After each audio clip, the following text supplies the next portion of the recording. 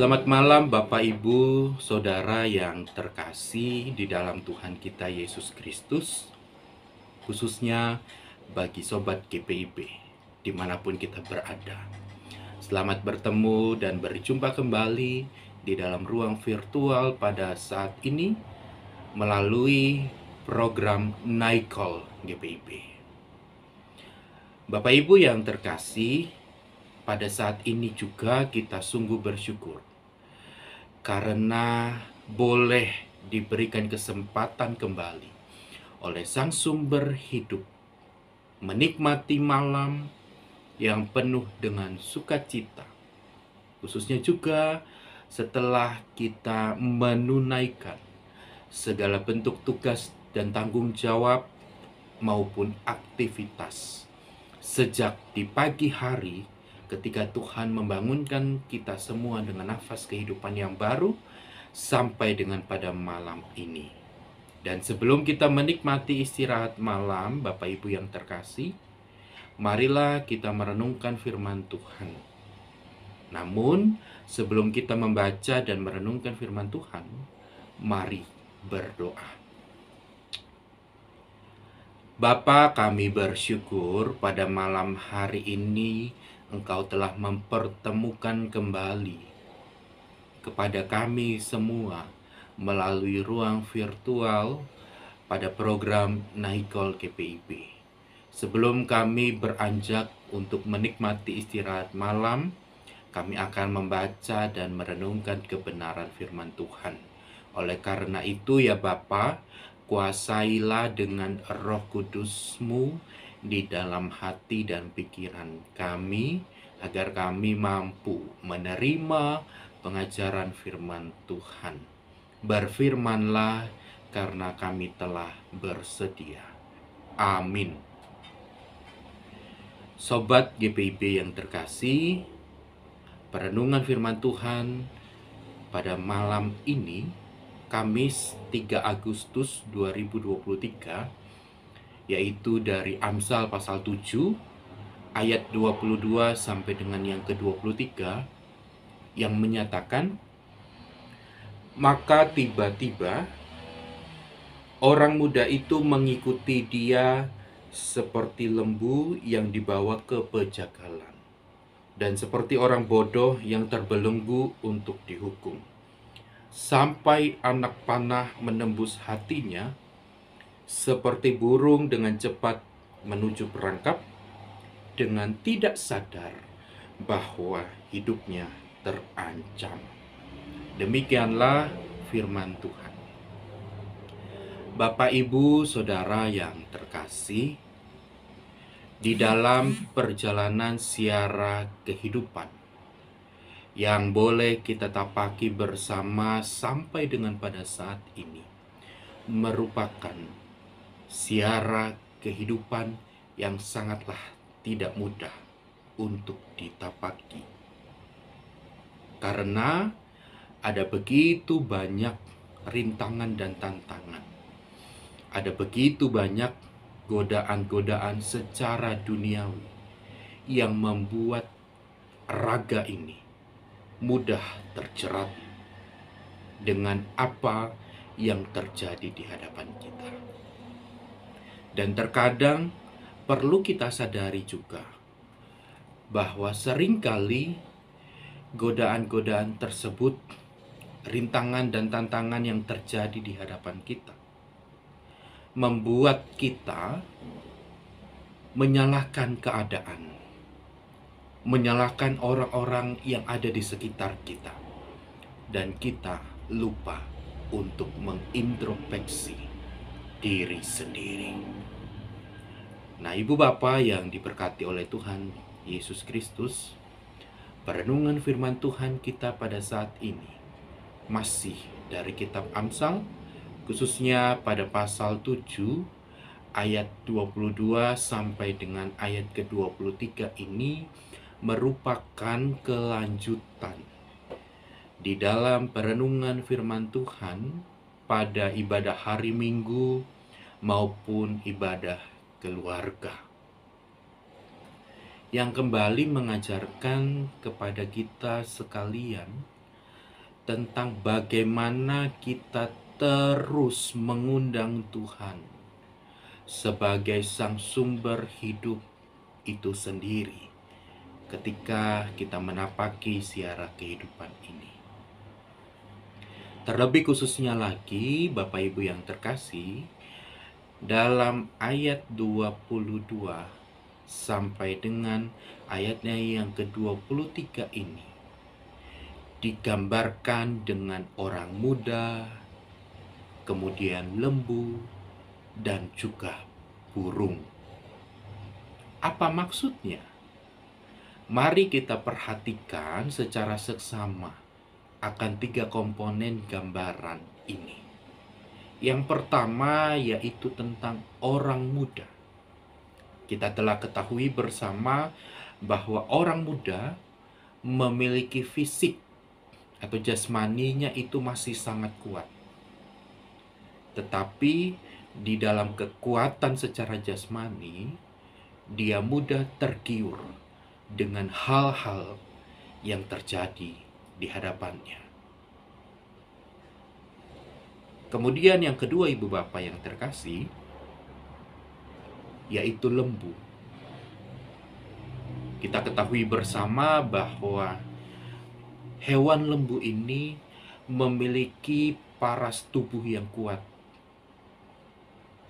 kemudian lembut, tetapi hewan lembu ini juga mudah tergiur karena digiring oleh sang pemiliknya. Lalu yang ketiga yaitu burung, gitu ya. Kita ketahui bersama burung-burung di udara memiliki kekuatan yang sungguh luar biasa, terutama ketika dia terbang. Namun, kelemahannya ialah ia sering disakiti oleh banyak orang karena diburu untuk kepentingan, diburu untuk sebuah koleksi dan lain sebagainya. Nah, Ibu Bapak yang diberkati oleh Tuhan kita Yesus Kristus, maksud dari 3 komponen gambaran yang telah dijelaskan oleh Amsal ini, yaitu ketika manusia sering mengandalkan kekuatan jasmaninya, membuat dirinya sering menerima jeratan-jeratan maupun perangkap-perangkap yang acap kali membuat kita tidak menyadari akan situasi dan kondisi yang telah terjadi setelah itu. Nah, maka dari itu, marilah kita terus mendengar suara Tuhan, bukan suara manusia. Mengandalkan Tuhan dalam tubuh jasmani, bukan mengandalkan manusia.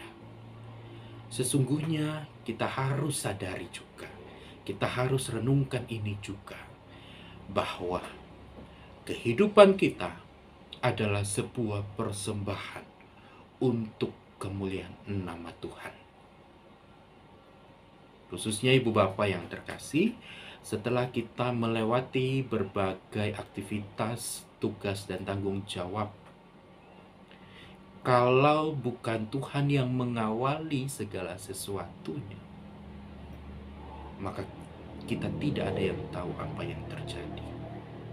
Kalau Ibu Bapak, Saudara sekalian, boleh menikmati kekuatan sampai dengan pada saat ini, maka itu bukan kekuatan manusia, tetapi kekuatan dari Tuhan yang terus kita gaungkan bersama, yang terus kita pegang bersama. Nah, marilah Ibu Bapak yang terkasih, dalam keterbatasan tubuh jasmani ini, kita terus mengundang Tuhan dalam berbagai kinerja yang kita lakukan. Terutama juga di malam ini, Tuhan, sang sumber hidup, boleh menyertai kita dalam raga yang lelah, sehingga sadarilah, kita meminta kekuatan hanya dari Tuhan, Yesus Kristus untuk mengoptimalkan kembali akan tubuh jasmani dalam istirahat malam yang akan kita nikmati bersama ini. Selamat merajut kembali akan cinta kasih Allah dalam istirahat ini, dan juga selamat mengintrospeksi diri dengan cinta kasih Allah bagi semua orang. Tuhan Yesus memberkati kita. Amin. Mari kita berdoa. Bapa, terima kasih untuk perenungan firman Tuhan pada malam hari ini yang boleh kami renungkan bersama. Kembali mengingatkan kami, baik dari anak-anak sampai dengan orang tua lanjut usia, bahwa kehidupan kami sering ada dalam jeratan, sering ada dalam perangkap atau godaan secara duniawi yang membuat kami lupa dengan keadaan sekitar dan juga sering melupakan Tuhan. Oleh karena itu, ya Bapa, kami memohon perbaharuilah sikap dan perilaku kami untuk seturut dengan kehendak Tuhan. Dan bersyukur ketika kami boleh belajar dari kitab Amsal pada saat ini. Ada begitu banyak penghayatan, nasihat yang terus kami harus lakukan dengan setiap proses siara kehidupan ke depan yang penuh dengan misteri ini. Dan kami juga mengucapkan terima kasih kepadamu untuk tugas dan tanggung jawab yang boleh kami lakukan melalui aktivitas sepanjang hari ini, khususnya ketika di pagi hari tadi Engkau boleh membangunkan kami dengan nafas kehidupan yang baru. Dan malam hari ini kami akan menikmati istirahat malam. Tuhan jaga dan lindungi kami dalam istirahat malam kami yang penuh dengan misteri, agar kami boleh menikmati malam yang penuh dengan misteri ini hanya kepada Yesus Kristus. Dan esok Engkau membangunkan kami kembali dengan berbagai tugas dan tanggung jawab yang baru. Inilah ungkapan syukur kami ya Bapa. Di dalam nama Tuhan Yesus Kristus kami berdoa. Amin.